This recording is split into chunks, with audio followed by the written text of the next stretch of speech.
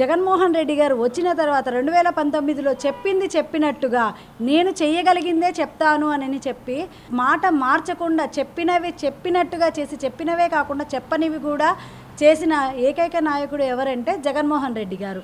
ఆయన ఇచ్చిన మేనిఫెస్టోలో 99% మొత్తం 100కి పైనే చేసింటారు. కానీ మనం చెప్పుకొచ్చేది ఏంటంటే 99% పూర్తి చేసిన ఘనత ఎవరికైనా ఉంది అంటే అది ఒక జగన్మోహన్ రెడ్డి గారికి మాత్రమే. ప్రతి పేదవాడి ఇంట్లో ఆయన ఒకటే చెప్పాడు, మా నాన్నగారు ఒక అడుగు పేదల కోసం వేస్తే నేను 2 అడుగులు ముందుకేస్తాను అని చెప్పి ప్రతి ఒక్కరి ఇంట్లో ఇంతకుముందు అసలు పేదరికం అనేది ఎంత పర్సెంట్ ఉంది, ఇప్పుడు ఎంత పర్సెంట్ ఉంది అనేది ఒక్కసారి ఆలోచించుకోవాలి.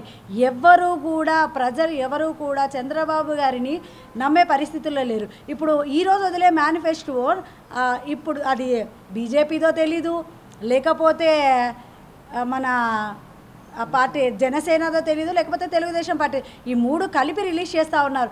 రేపటి రోజు విభేదాలు వచ్చి వాళ్ళు విడిపోతే ఏది మనకి అమలు చేస్తారో కూడా తెలియని పరిస్థితి. అంటే వాళ్ళకే కన్ఫ్యూజన్, వాళ్ళే కొట్టుకుంటున్నారు.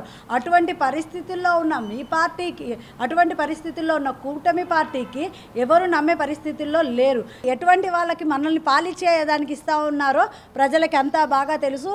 ఈసారి 175కి 175 ఖచ్చితంగా కొడతాము, దాంట్లో నో డౌట్. జై జగన్.